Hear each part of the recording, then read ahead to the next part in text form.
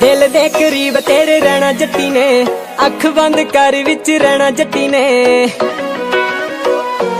हाय दिल दे करीब तेरे रहना जट्टी ने, अख बंद कर विच रहना जट्टी ने। कट के जा टाइम कदे बैठी मेरे कोले, सच जानी बाला कुछ कहना जट्टी ने। आ मुख ते स्माइल दी हजूर कर दूं, कल्ला कल्ला दुख थोड़ा दूर कर दूं। हाँ अखियां दे नाल देखी करूं ऐसा जादू के भी